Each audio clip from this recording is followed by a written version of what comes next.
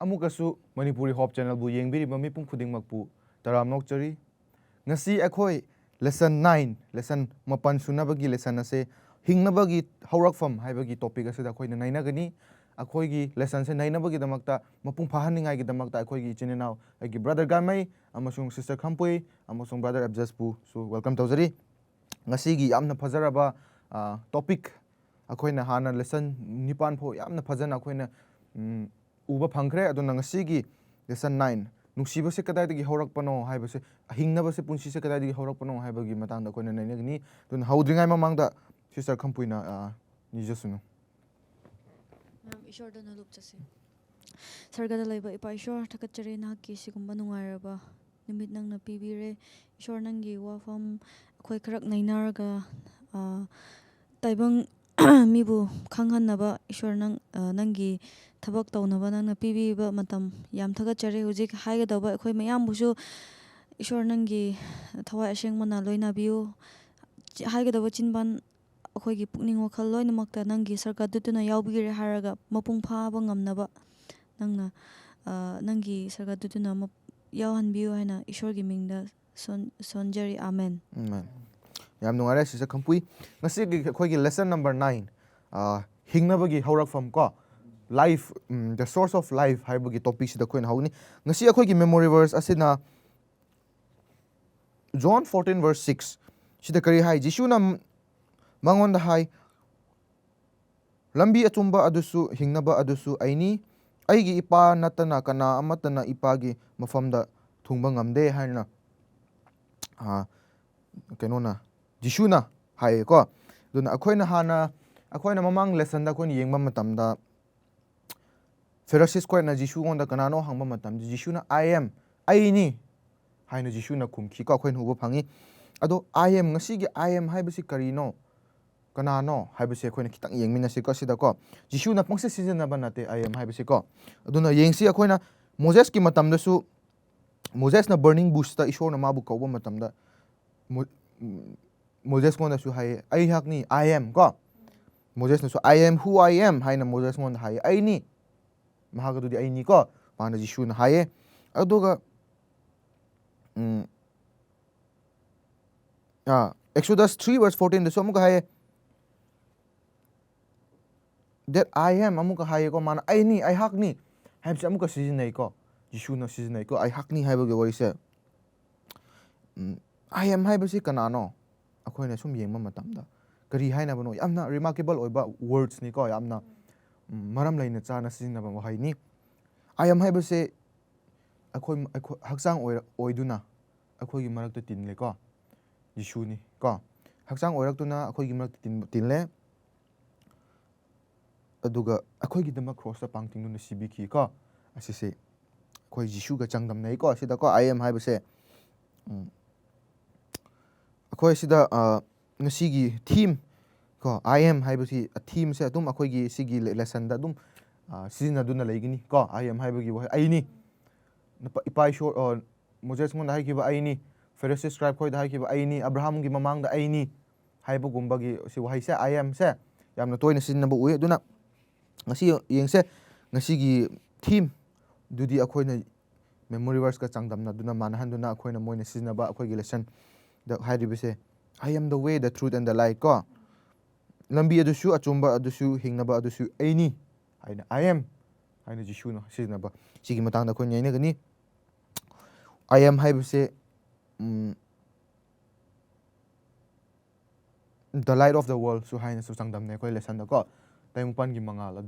ꯑꯗꯨꯁꯨ ꯅꯤ ꯍꯥꯏꯌꯦ ꯑꯗꯨꯒ ꯑꯆꯨꯝꯕꯗꯨꯁꯨ ꯄꯨꯟꯁꯤꯗꯨꯁꯨ ꯑꯩꯅꯤ ꯍꯤꯡꯅꯕꯒꯤ ꯂꯝꯕꯤꯗꯨꯁꯨ ꯑꯩꯅꯤ ꯍꯥꯏꯌꯦꯀꯣ ꯑꯗꯨꯒ ꯊꯣꯡꯒꯥꯟ ꯑꯗꯨꯁꯨ ꯑꯩꯅꯤ ꯊꯣꯡꯒꯥꯟꯗꯨꯒꯁꯨ ꯆꯥꯡꯗꯝꯅꯩ ꯖꯤꯁꯨ ꯖꯤꯁꯨ ꯈ꯭ꯔꯤꯁꯇꯁꯦ ꯊꯣꯡꯒꯥꯟꯗꯨꯗꯁꯨ ꯆꯥꯡꯗꯝꯅꯩ ꯑꯗꯨꯒ ꯖꯧꯁꯦꯟꯕ ꯑꯗꯨꯒꯁꯨ ꯆꯥꯡꯗꯝꯅꯩꯀꯣ ꯑꯗꯨꯅ ꯉꯁꯤ ꯌꯥꯝ ꯐꯖꯕ ꯂꯦꯁꯟ ꯑꯩꯈꯣꯏꯅ ꯁꯨꯝ ꯌꯦꯡꯕ ꯃꯇꯝꯗ ꯖꯣꯟꯅ ꯑꯁꯤꯒꯤ ꯖꯤꯁꯨꯒꯤ ꯃꯇꯥꯡꯗ ꯖꯤꯁꯨꯒꯤ ꯋꯥꯔꯤꯁꯦ ꯌꯥꯝꯅ ꯐꯖꯅ ꯏꯕꯤꯗꯨꯅ ꯊꯝꯃꯦ ꯑꯩꯈꯣꯏꯅꯁꯨ ꯍꯥꯟꯅ ꯔꯤꯀꯣꯜ ꯇꯧꯈ꯭ꯔꯦ ꯃꯃꯥꯡꯒꯤ ꯂꯦꯁꯟꯗꯁꯨ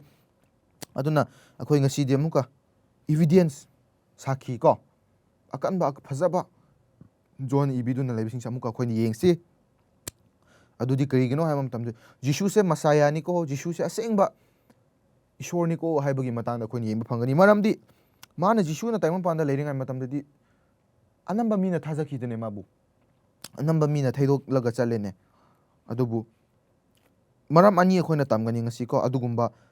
ꯑꯗꯨꯒꯨꯝꯕꯗꯣ ꯊꯩꯗꯣꯛꯄ ꯌꯥꯅꯕ ꯑꯩꯈꯣꯏꯒꯤ ꯀꯣ ꯇꯥꯏꯕꯪꯄꯥꯟꯅ ꯑꯩꯈꯣꯏ ꯍꯤꯡꯂꯤꯉꯩ ꯃꯇꯝꯗ ꯖꯤꯁꯨꯁꯦ ꯆꯨꯝꯕ꯭ꯔꯥ ꯆꯨꯝꯗꯕ꯭ꯔꯥ ꯍꯥꯏꯕ ꯀꯣꯏꯁꯟ ꯃꯤ ꯃꯌꯥꯝ ꯂꯩꯔꯤꯀꯣ ꯅꯪꯁꯨ ꯑꯩꯁꯨ ꯃꯔꯛ ꯃꯔꯛꯇꯤ ꯑꯩꯁꯨ ꯈꯜꯂꯤ ꯄꯥꯄꯤ ꯑꯃ ꯑꯣꯏꯅ ꯄꯥꯞ ꯆꯦꯟꯕ ꯑꯃ ꯑꯣꯏꯅ ꯖꯤꯁꯨꯁꯦ ꯁꯦꯡꯕ꯭ꯔꯅꯦ ꯑꯆꯨꯝꯕ꯭ꯔꯅꯦ ꯍꯥꯏꯅ ꯃꯔꯛ ꯃꯔꯛ ꯈꯜꯂꯤ ꯑꯗꯨꯕꯨ ꯑꯁꯤꯒꯨꯝꯕ ꯀꯣꯏꯁꯟꯁꯦ ꯂꯩꯇꯅꯤꯡꯉꯥꯏꯒꯤꯗꯃꯛꯇ ꯑꯩꯈꯣꯏꯅ ꯖꯣꯟ ꯑꯁꯤꯗ ꯂꯥꯏꯔꯤꯛꯇꯨꯅ ꯏꯕꯤꯗꯨꯅ ꯊꯝꯃꯦꯀꯣ ꯑꯗꯨꯒ ꯁꯣꯏꯈ꯭ꯔꯕ ꯖꯤꯁꯨ ꯂꯩꯇꯦ ꯍꯥꯏꯅ ꯈꯟꯈ꯭ꯔꯕ ꯃꯤꯁꯤꯡꯒꯤꯗꯃꯛꯇꯁꯨ ꯑꯂꯝꯕꯤꯗꯣ ꯁꯤꯗ ꯎꯕ ꯐꯪꯒꯅꯤꯀꯣ ꯑꯩꯈꯣꯏꯅꯀꯣ ꯑꯗꯨꯅ ꯉꯁꯤꯒꯤ ꯑꯍꯥꯟꯕ ꯁꯟꯗꯦ ꯄꯣꯔꯁꯟꯗ ꯑꯩꯈꯣꯏ ꯆꯪꯁꯤ ꯑꯗꯨꯗꯤ ꯏꯟ ꯍꯤꯝ ꯋꯥꯁ ꯂꯥꯏꯐ ꯍꯥꯏꯅ ꯃꯍꯥꯛꯇ ꯍꯤꯡꯅꯕ ꯄꯨꯟꯁꯤ ꯑꯗꯨ ꯂꯩꯌꯦ ꯀꯣ ꯍꯥꯏꯅ ꯑꯁꯤꯒꯤ ꯇꯣꯄꯤꯛꯇ ꯍꯥꯏ ꯑꯩꯈꯣꯏꯅ ꯖꯣꯟ ꯚꯔꯁ 1 ꯑꯩꯈꯣꯏꯅ ꯌꯦꯡꯕ ꯃꯇꯝꯗ ꯖꯣꯟꯅ ꯍꯥꯏꯌꯦ ꯏꯁꯦꯡ ꯁꯦꯡꯅ ꯖꯤꯁꯨ ꯑꯗꯨꯗꯤ ꯑꯁꯦꯡꯕ ꯃꯆꯥꯅꯨꯄꯥ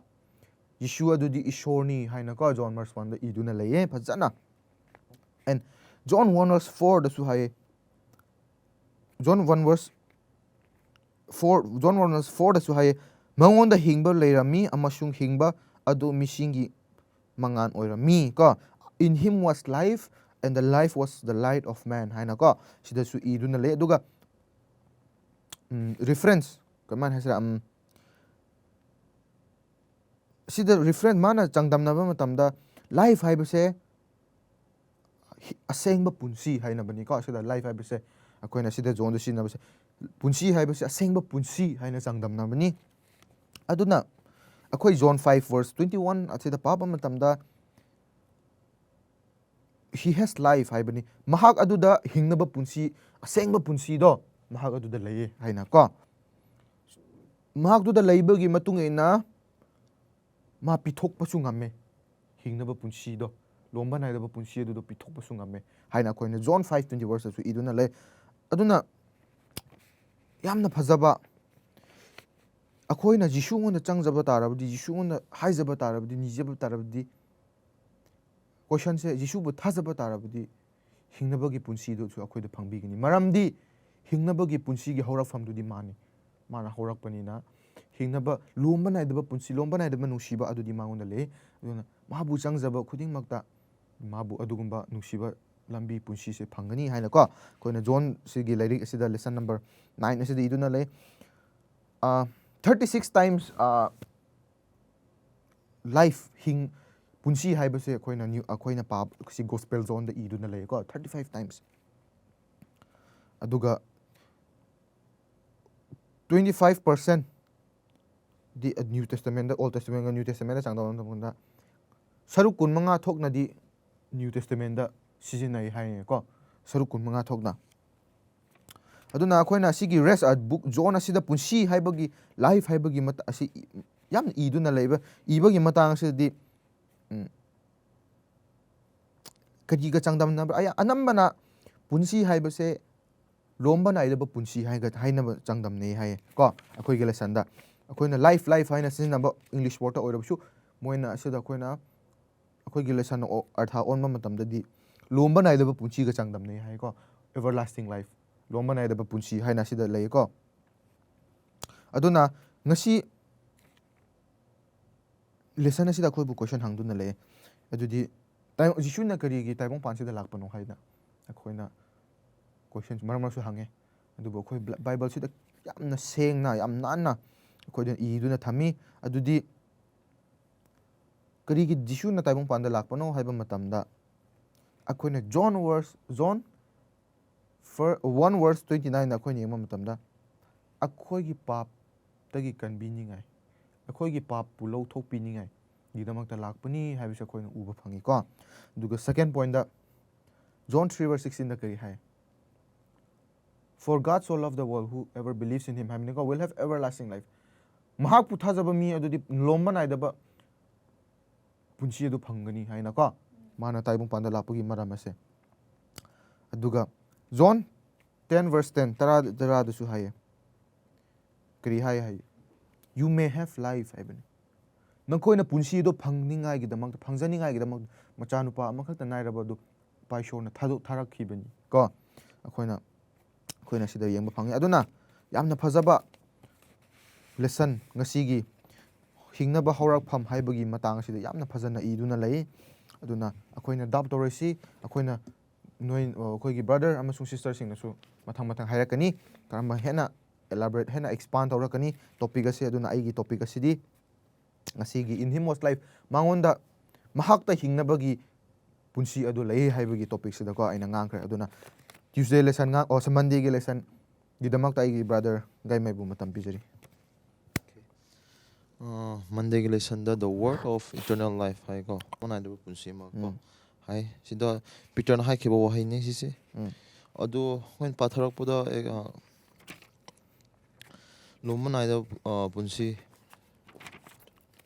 John 6 pa khoina John chapter 6 ki patharak poda hobdik ro patharak poda khoi kisi eternal lumanai da punsi se yam mek seng ni ibi ko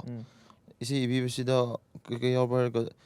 akhoi lising manga isona bread piki ko adu solo ma hapchile du haraga hapchili duka isona kai hai khiba haraga mai masamak se bread of life haidi hingnabagi chinjak ne hai ko masamak se ko si kamai praman tawba kari kari romda hai praman meaning ko hai haraga masamak se magi thawai hakjang si akhoi dama kachat kathok piba ko kathok piba si ma simi chini mai praman si ko aduga the first see the first everlasting life lomana punsi 17 times gospel of John the ibiki ko sina sida haiba sidi everlasting lomona punsi haiba si sangsar sida khoi waini chahi chupa laigni haibna te maram asida ibi se ko khoi power phangani haibna te khoi gi shakti phangani haibna te haiba sida ibi sidi khoi sida hinglasu everlasting life sida nongmadi khoi loimo si khimang tani ko ado lomona punsi se kalai phangge harga isogi mana iden garden da phangani ko ai si later su akhoi isorna second coming lakpada khoi loima sakani haibagi lomana da pusi phangani haibagi wafamni duga akhoi si patharakpada the faith isorna si beginning so ai sida isor sida kari maram gi sida kumrakpano isorna kari ke lakpano haibagi maram beginning so ai bi kre du akoina lawgodo wapau sidi sida akoi kai tawribro ko isona akoi dama faith of faith pire gift amane isona akoi pibi se ko do akoina thajaraga he na iso thagat ngai yam lei ko akoi duga akoi realize oi gdo tare ko aidi isona akoi dama larga sibire akoi dama akoi gi pap chaukhroba pap se isona larga sacrifice to bi kre do akoi arga akoi gi forgiveness ko ka thokcharaga isongonda hena lumsinjo naksingadawni hene ibi duga sida sumga shona Peter da hanki ko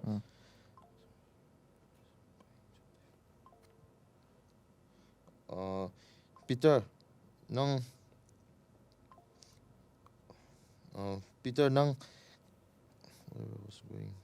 nang kadai da kedongoi thadokera haina su ibiki kadai thadokera haina kedongai thadokera haina su ibiki do Peter na khumki isor ai kadai chakini kanangonda chakni nongonda di wahai hingnabagi punsi do lei ko haina si lomana da punsi do lei ibiki hoi do si se kadai gra par ko si science ko history du dagi lothokpana te si wahai se dubu isorgi masamak na haidokpa wahai amani si se ko Peter ni gi dugo hoi yam nungaira yam phajare brother gai maina phajana elaborate tobi kre akoina yeng hoi Peter ngonda Jisu na Peter ngonda haye nang kadai sat kadra dubu Peter na amuka haye mangonda ipai shor ai kadai chatkani man haye maramdi nangonda di hingnabagi punsi do lei haina Peter na kumki adona ngasi asida question ama khata aina thanga chaninga dodi karamna akhoi hingnaba punsi lomda naidaba punsi se kamain phangga doino haiba matamda akhoi na mayam na bible leirabati John 3 verse 15 asi hangduna pabiu amukashu 16 adusu paduna yengbiu duga John 5 verse 24 asi su hangduna pao amasung John 6:40 si pa hangduna pao duga John 8:31 amasung John 12:46 amasung John 20:31 asida nangi paukhum pumnamak asino iduna leye mamdi kamaina nangna hingnaba punchi lomba naidaba punchi se kamain phangadoino jisuna lakpa matamda ani suna lakpa matamda nangsu saruk thungadoira thungoidra thungba tarabdi nang hingba punchi do phangani aduna kamaina se punchi jisuna lakpa matamda lomba naidaba punchi se akhoi se phangdoino haibagi question ase se memorial sa hangduna yengbiu yam nuare yam phajare aduna hojik lesson Tuesday lesson gi akhoi gi sister khampui da matam pijeri nungaire Tuesday lesson takpadi karira haraga thajaba ko believing ko thajaraga anauba pokpa hai ko nauna pokpa hai ko karira thajara nauna pokpa hai base atokpa wakhaldadi akhoi khalamba yai worldly gi da ko karmaina ujik nang ujik akhoi chauraga karmaina imagi puk manungda amuk changira hai ko aduguma sum yam khanbe adubu hai Christian ama already like nauna pokthokpuse tammo hai ngasai Nicodemus na Jishungon hangam tamda ai kamai nauna poktoino hai na hange ko Jishungon na ko Jishuna hai mangonda nangdi nauna pokadobani nauna pokadobani haina tubu akhoi ngasai nang haibuguna worldly oithokte ne nauna pokpa haibsi taimam ya khoi damak tadi adubu kari haina bra haibudo ko sister na hoi tam asida first John 1 gi ko John amaga 12 ka 13 da iye ko pathok jage adubu mahakpu lausilliba ko makhoi pumnamakta haibadi mahakki mingda thajaba makhoida ishorgi machasing oinaba mahakna matik pibire hai go 13 da makhoi asi idagisu hakchangi ningbadagisu myoibagi ningbadagisu pokhiba nate hai go adubu ishordagi pokhibani hai go sise sa chauna ibire ko anauba pokpa ko thajaraga ishor ngonda thajaba ko ishorgi ming jisugi ming lausanba mi di nauna pokpa oire ko ishorna pibire thajaba singbu ko karigiraga magi macha oina ishorna khanbire haiba ko sida John nasu sida iribase karigi damak rairaga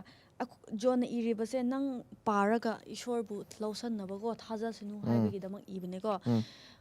John kari haibra aina ishorgi miracle ko mana pangthokpa sign ko kari haisra khudam sing mayam aina iradi loiba ngamro haine ko yamanbagi ishorgi khudam sign mana tauba ishorgi preaching mayam sibok singbu haiba mana mafam chatlaga adubu mana iriba ashidisida mana khandoaga ibada akhoi bu paba matamda akhoi mangonda lausanaba ko khangsunu haibagi damaktai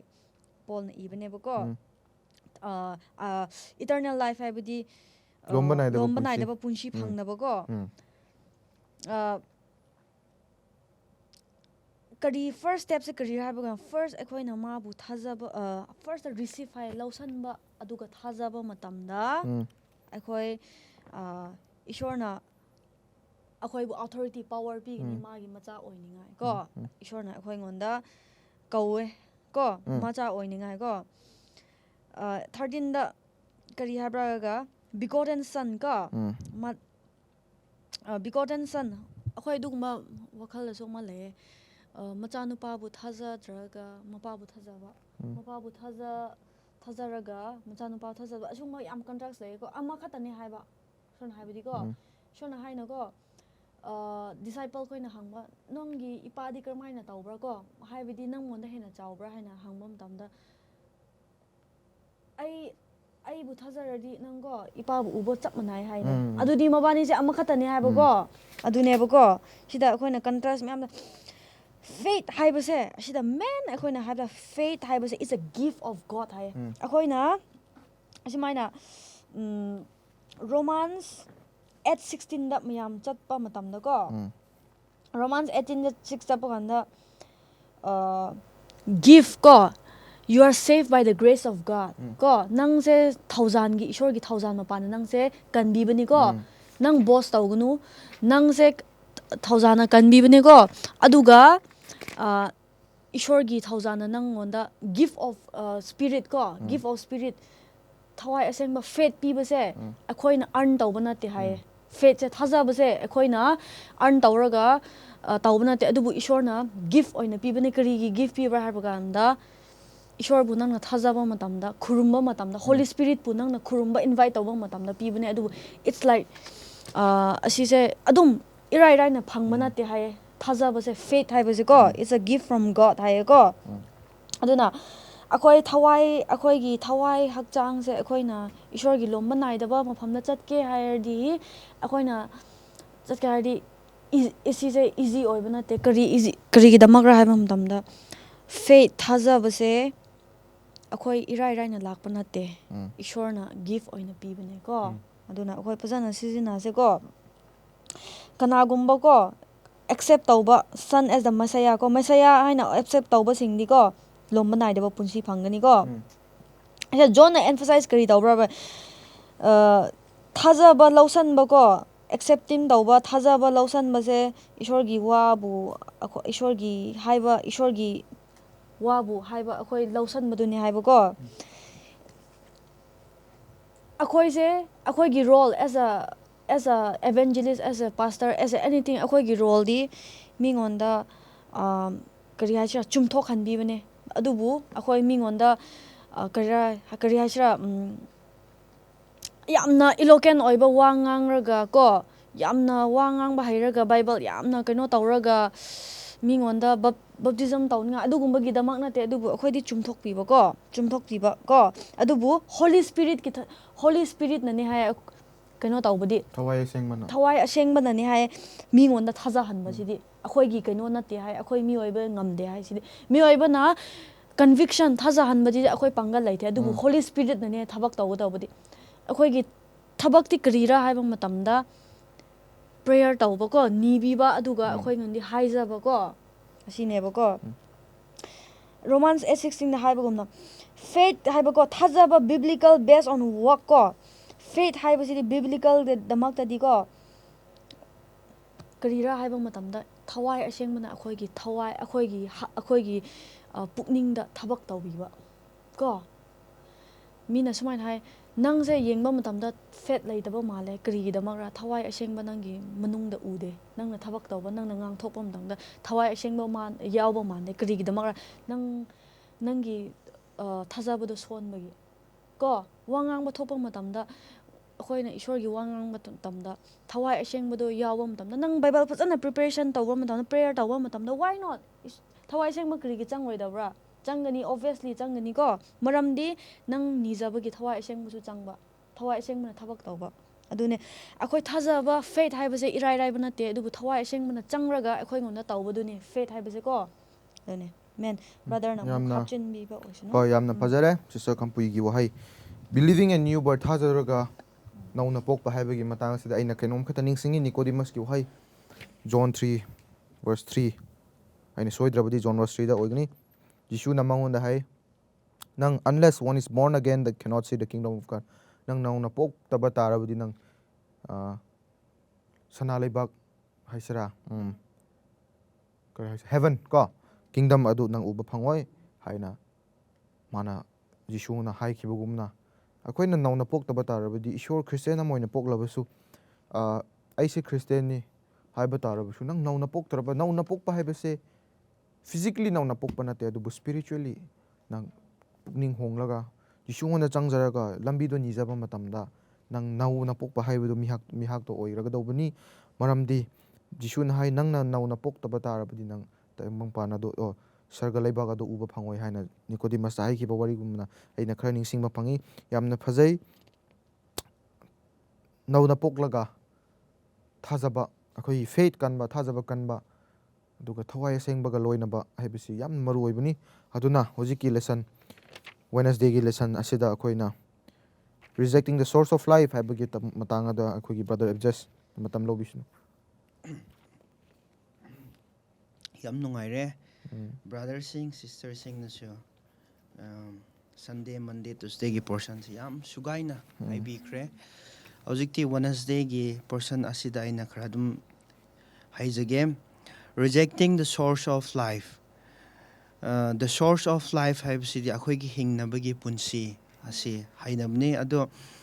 rejecting lausindaba inthokpiba Thaidoqpa, life haibsina akhoina dum changdamnabada Jisu Christane haina dum lawe adu Jisu Christa ase moina khangna Thaidoqpiba lausindaba reject tawbiba asi akhoi myam khangminase masida akhoina book of John asida parasu khange aduga John nasu yam narrate tawbiye masanasu Jisu Christa gi magi signs and wonder mayam ase khudam ase yam yame adubu mahakna loimakti ide khra khakta iye sumaina su hairamme ko ado aduga akhoina John ama manga asida pabunga nakari haibra haraga mangal adu amambada nganbire aduga amambana mangal adu ngamde ko asida han bakhoine Genesis te yeng manga nasu mangal ase Ishorna ahanba numit asida mangal sembani ko aduga mangal ase akhoina kanara haina sangdamna bungana madusu Ishorne ko mangal ase akhoigi damakta salvation asisu oibne mangal ase leiraga akhoina hoji akhoigi asa asidasu leiba ngambani ko mangal ase leitradi madusu ngamroi aduga John 1 verse 10 asidasu pabungana mahakki taibangpanda leirami mahakki mapana taibangpangi misingna mahakpu khanglamde ko madugi matam asida mahak ase taibangpan asida lakpanganda misingna mahakpu reject tawrami ko mahak ase mangalne mahak ase punsine haibase khangna reject tawrami karigira hairaga moina Jisu Christana lakpagi appearance ase moigi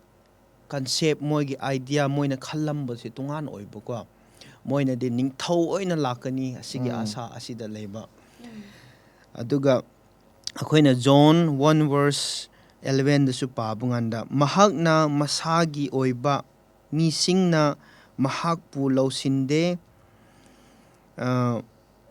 mahakna masagi oiba misingna mahakpu lausinde ko adum chamanai 10 11 hase mahak ase mapune adu mina lausin bide haye aduga asidana I am nasaiga brother kening nasu I am haibase yam aini haiba wahai ase it's not easy ase yam live nate ko hojik taibang pana se I am haiba mayam asidagi conflict thorakpa khanaba war mayam thokhiba imung chana dabugum se thokpune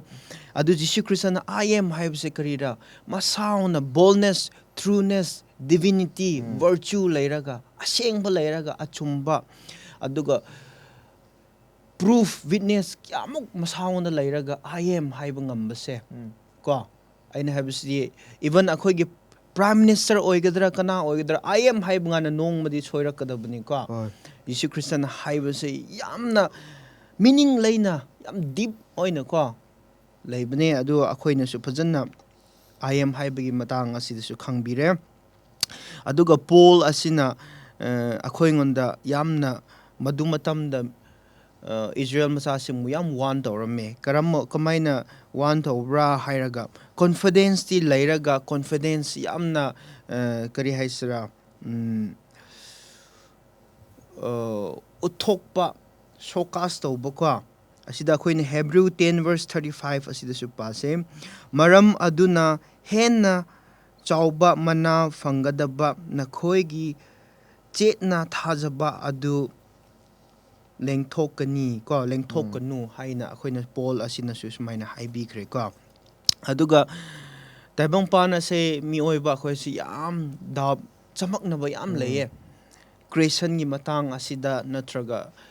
kamaina Christianity ase kamaina lakpra aduga Bible ase teaching ase chumbra chumdabra haina ko mi gi chamaknaba ase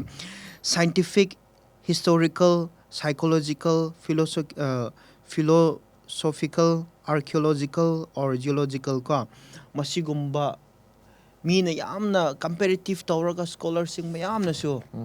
adumna chamaknaraga laye adubu Bible masa asida pabangana all evidence witness proof ase Amen. phangmani ka aina so far adumna scientist no pamagi wari tabangana ma asina first asida reject yam tawrame Bible ase ma krigira haibngan maha ase Bible ase padabne just chinban na adum mi degi ejum tawraga ko wakhana sida mi na dum yek po oiramgani haina khalamba adubu last di mana masamakna pabangana di last di as Bible ase asimak sidi mi na mak ti yek pangamra mo inspire ama oiramgani hay last di masise ishor ne haibase mahakya asadas maina thamrami ka adu hojikti akoina Numbers 13 verse 23 to 33 asida pabanganda Jisu Kristana Israel masasing ase Egypt dagi Minai dagi lathok piraga kenan mafam tana pubi bani ko madu matam da phau su Jisu Kristana kenan mafam ase it's karine haina khanbra yamna blessed yamna yai phaba mafam ne kenan ase it's honey and milk haibase maitaina Kohiga sangom kohiga sangdamnaba ko. kohiga changdom samgom na samdamnaba yamna nungaiba mafam asine madu da phausi Jisu Kristana masi mafam ase aina noigidamagta pirabani chatlo haiba phause moigi thajabase first fully laitabina spy haibadi maitai spy haridi maitai lona kari haisaraga agent khara do tharaga kamaina tobra lam aduda khara inquiry tawtho lemi leiba yaba yadabra haina adumaina ko moigi thajabase fully confidence laitabina ko ishona hai khrababu moi asina dum thajabase dum khik khik thugai ba dum tawe ka sida so aina sum page paraga dum sida Wednesday sum loisilase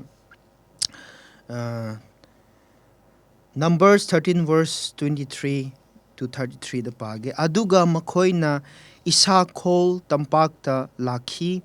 aduga makoina mafam adugi angur charong ama panba masa ama kakthatuna madu chaida yansinduna mi anina langthokna duna purakhi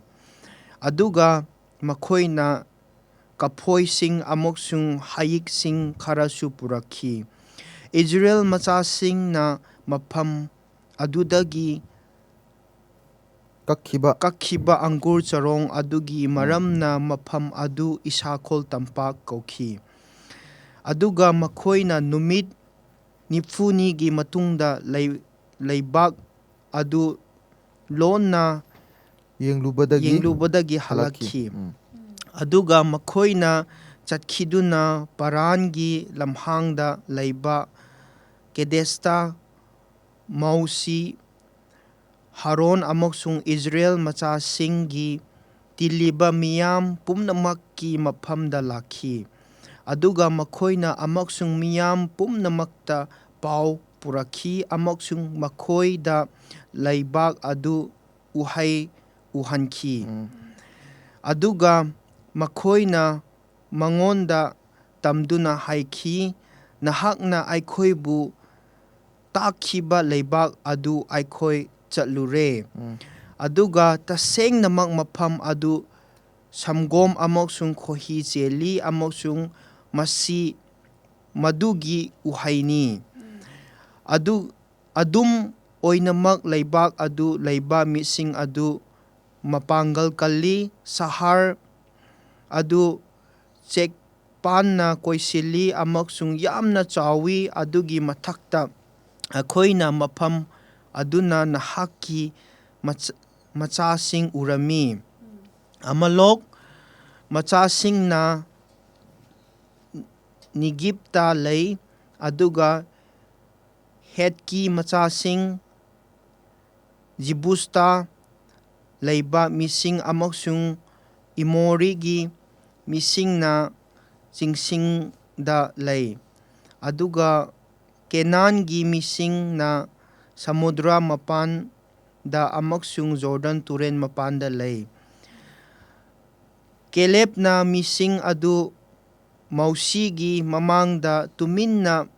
ꯂꯩꯍꯟꯗꯨꯅ ꯍꯥꯏꯈꯤ, ꯑꯩꯈꯣꯏꯅ ꯈꯨꯗꯛꯇ ꯆꯠꯇꯨꯅ ꯃꯗꯨ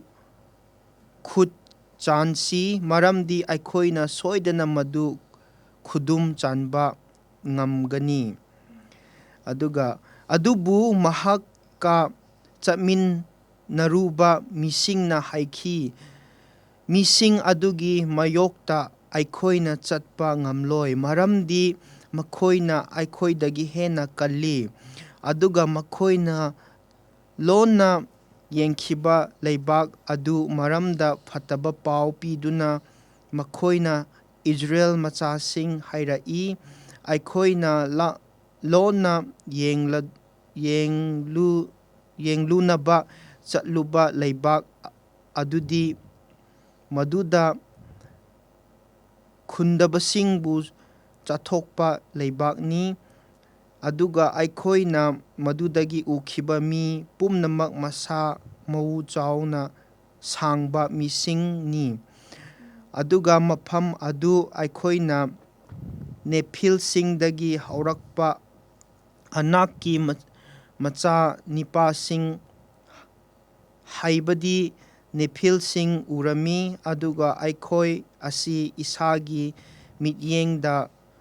ꯀꯥꯎꯁꯦꯟꯁꯤꯡꯒꯨꯝ ꯑꯣꯏꯔꯝꯃꯤ, ꯑꯃꯁꯨꯡ ꯃꯈꯣꯏꯒꯤ ꯃꯤꯠꯌꯦꯡꯗꯁꯨ ꯑꯩꯈꯣꯏ ꯑꯗꯨꯒꯨꯝꯅ ꯑꯣꯏꯔꯝꯃꯤ. ꯍꯥꯏꯕꯁꯦ ꯑꯁꯤꯗ ꯑꯩꯅ ꯈꯔ ꯑꯦꯛꯁꯄ꯭ꯂꯦꯟ ꯃꯆꯥ ꯇꯧꯒꯦ. ꯃꯣꯏ ꯑꯁꯤꯅ ꯁ꯭ꯄꯥꯏ ꯀꯣ ꯑꯦꯖꯦꯟ ꯑꯁꯤ ꯊꯥꯕ ꯀꯥꯟꯗ ꯑꯦꯖꯦꯟꯒꯤ ꯔꯤꯄꯣꯔꯠ ꯑꯁꯤ ꯂꯥꯛꯄ ꯀꯥꯟꯗ ꯃꯤ 10나 ꯅꯦꯒꯦꯇꯤቭ ꯔꯦꯁꯄꯣꯟꯁ ꯑꯁꯤ ꯄꯨꯔꯛꯂꯝꯃꯦ, ꯑꯗꯨꯒ ꯃꯤ 2나 ꯄꯣꯖꯤꯇꯤቭ ꯔꯦꯁꯄꯣꯟꯁ ꯑꯁꯤ ꯄꯨꯔꯛꯂꯝꯃꯦ. ꯅꯦꯒꯦꯇꯤꯚ ꯔꯦꯁꯄꯣꯟꯁ ꯑꯁꯤꯅ ꯄꯨꯔꯛꯄꯁꯤꯅ ꯀꯃꯥꯏꯅ ꯇꯧꯕ꯭ꯔꯥ ꯍꯥꯏꯔꯒ, ꯑꯗꯨꯒꯤ ꯃꯐꯝ ꯑꯁꯤ ꯃꯣꯏꯁꯤ ꯌꯥꯝꯅ ꯋꯦꯜ ꯇ꯭ꯔꯦꯟ ꯑꯥꯔꯃꯤ ꯑꯣꯏꯔꯝꯃꯤ. ꯑꯗꯨꯒ ꯈꯨꯠꯂꯥꯏꯁꯤꯡꯁꯨ ꯃꯄꯨꯡ ꯐꯥꯅ ꯈꯨꯠꯂꯥꯏꯁꯤꯡꯁꯨ ꯂꯩꯌꯦ, ꯑꯩꯈꯣꯏꯅ ꯃꯣꯏꯉꯣꯟꯗ ꯀꯗꯥꯏꯗꯁꯨ ꯂꯥꯟ ꯁꯣꯛꯅꯕ ꯉꯝꯔꯣꯏ. ꯑꯗꯨꯒ ꯃꯣꯏ ꯑꯁꯤ ꯖꯥꯏꯟ, ꯍꯥꯏꯕꯗꯤ ꯃꯤ ꯑꯆꯧꯕ ꯒꯣꯂꯤꯌꯠꯀꯤ ꯇꯥꯏꯞꯇ ꯀꯣ ꯃꯤ ꯌꯥꯝ ꯆꯥꯎꯋꯦ. ꯑꯁꯨꯃꯥꯏꯅ ꯃꯤ 10ꯅ ꯔꯦꯁꯄꯣꯟꯁ ꯁꯨꯃꯥꯏꯅ ꯄꯨꯔꯛꯂꯝꯃꯦ. ꯑꯗꯨꯕꯨ ꯃꯤ 2ꯒꯤ ꯔꯦꯁꯄꯣꯟꯁ ꯑꯁꯤꯅꯗꯤ ꯏꯁꯣꯔꯅ ꯑꯩꯈꯣꯏꯕꯨ ꯑꯁꯤ ꯃꯐꯝ ꯇꯥꯅ ꯄꯤꯈ꯭ꯔꯕ ꯃꯐꯝ ꯑꯁꯦ ꯔꯤꯖꯟ ꯑꯃ ꯂꯩꯔꯝꯒꯅꯤꯀꯣ. ꯑꯁꯤ ꯃꯐꯝꯁꯤ ꯌꯥꯝ ꯐꯖꯩ, ꯑꯁꯤ ꯃꯐꯝ ꯑꯁꯤ ꯌꯥꯝ ꯅꯨꯡꯉꯥꯏꯌꯦ, ꯑꯁꯤ ꯃꯐꯝ ꯑꯁꯤ ꯑꯩꯈꯣꯏ ꯌꯧꯒꯗꯕꯅꯤ, ꯆꯠꯀꯗꯕꯅꯤ, mafam ase ꯂꯧꯒꯗꯕꯅꯤ ꯍꯥꯏꯕꯒꯤ ꯔꯦꯁꯄꯣꯟꯁ ꯑꯅꯤ ꯑꯁꯦ ꯑꯁꯨꯃꯥꯏꯅ ꯐꯪꯔꯝꯃꯦ. ꯑꯗꯨ ꯃꯔꯛꯇ ꯃꯤ ꯑꯅꯤꯒꯤ ꯔꯦꯁꯄꯣꯟꯁ ꯑꯁꯤꯗ ꯑꯩꯈꯣꯏꯁꯨ ꯃꯌꯥꯝ ꯁꯔꯨꯛ ꯌꯥꯃꯤꯟꯅꯁꯤ ꯀꯣ. ꯍꯣꯏ ꯍꯧꯖꯤꯛꯅ ꯊꯔꯁꯗꯦꯒꯤ ꯂꯦꯁꯟ ꯗꯃꯛꯇ ꯌꯥꯝ ꯁꯤꯁꯇꯔ ꯅꯨꯡꯉꯥꯏꯔꯦ ꯈꯪꯄꯣꯏꯕ ꯍꯣꯏ. ꯕ꯭ꯔꯗꯔꯅ ꯐꯖꯅ ꯍꯥꯏꯕꯤꯈ꯭ꯔꯦꯀꯣ.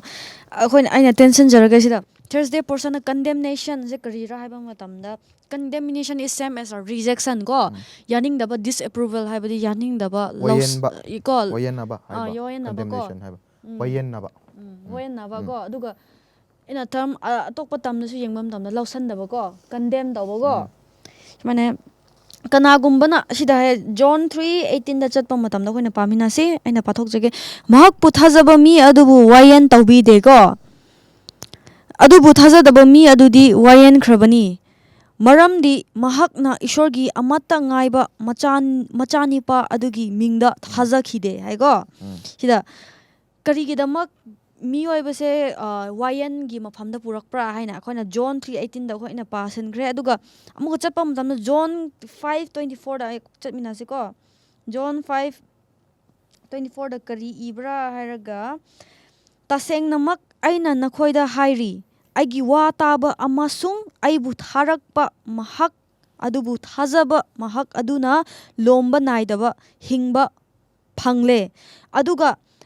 ꯋꯥꯌꯦꯟꯕꯗ ꯌꯥꯎꯔꯣꯏ. ꯑꯗꯨꯕꯨ ꯃꯍꯥꯛ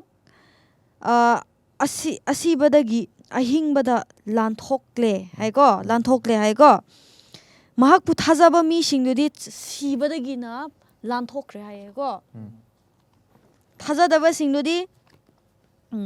ꯋꯥꯌꯦꯟꯈ꯭ꯔꯦ ꯍꯥꯏꯀꯣ. ꯑꯗꯨꯒ ꯁꯤꯗ ꯀꯔꯤ ꯍꯥꯏꯕ꯭ꯔꯥ ꯍꯥꯏꯔꯒ, ꯀꯅꯥꯒꯨꯝꯕꯅꯀꯣ ꯐꯠꯇꯕ ꯇꯧꯕ ꯃꯤꯁꯤꯡꯁꯦ ꯑꯉꯥꯟꯕ ꯃꯐꯝꯗ ꯆꯪꯕ ꯉꯝꯗꯦ ꯍꯥꯏꯌꯦꯀꯣ. ꯀꯔꯤꯒꯤꯗꯃꯛꯔꯥ? ꯃꯣꯏꯒꯤ ꯃꯔꯥꯟꯗꯣ ꯎꯊꯣꯛꯀꯅꯤ ꯍꯥꯏꯅꯀꯣ. ꯑꯗꯨꯅ ꯑꯃꯗ ꯆꯠꯂꯦꯕꯀꯣ. ꯑꯗꯨꯅ ꯏꯁꯣꯔꯕꯨ ꯌꯥꯗꯕꯀꯣ ꯔꯤꯖꯦꯛ ꯇꯧꯕ ꯃꯤꯁꯤꯡꯗꯨꯗꯤꯀꯣ, ꯃꯉꯥꯟꯕꯨ ꯔꯤꯖꯦꯛ ꯇꯧꯕꯁꯤꯡꯗꯨꯗꯤꯀꯣ, ꯃꯣꯏꯗꯤ ꯀꯔꯤ ꯍꯥꯏꯁꯤꯔꯥ, temptation ko mayam moingonda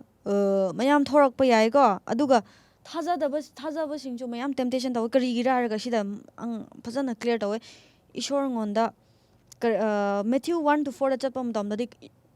asidadi kari pakhum ishor na piba harga mi oibase chabagi ko men should not live by bread alone hai ko adubu ishor gi wa na hingne dawbani hai ko sida karira ma se ishor ne ba machanu mapa na mangonda machanupa se mi goina lakpa matamda karigidamak chaba thakpa piroi ba 40 days 40 nights se chakcha draga man chatpa matamda karigidamak ra aduda ishorna akhoi bu kri utparaga temptation tawa matamda taibangi khulaina ngamgadaba nateba khambra charaga thakaraga adubu ishorgi waduna akhoi lausallaga ishorbu hak akhoina hak chetna thajaba matamda ko ngamgani haba ko asida if nasu asida relate tawe ko if asida aina loisalaga if nasu asida relate tawe kri haba matamda satan sina ishor mana kri wa khanbra haraga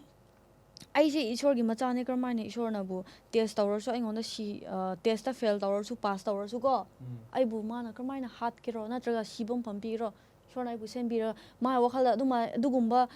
logical ko adugumba yamna mana reasoning oiba wakhal sumain taw edubu sai magi wakhal se kariraga magi senses se reasoning oiba ko taibangi oiba da ma se thora taweba ko adubu sida aina sise fruit cha charadi ko aise ishor gumna lakani habase kanana haibra satan haibane ba ko nang adu chardi nang ishor gumna thorakani habase chumde chumme kariraga phaba phattabadi khalle ko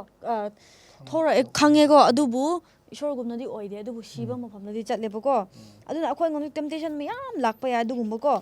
hairdi nang se taibang da nang asi ishor ngonda choose tawgra natraga nang se taibang gi mafamda chatkar ba mayam thorakpa yai ko akhoi day to day life ta temptation mayam tawba ya akhoi gi wakhal ronda akhoi gi reasoning tawba logical oid ba ko wakhal ronda kokirom da wakhal mayam tawba ya adubu ishor na sida haibidi nang taibangi ashingba ko wisdom and knowledge taibangi ahaiba singba sina nang oda karisu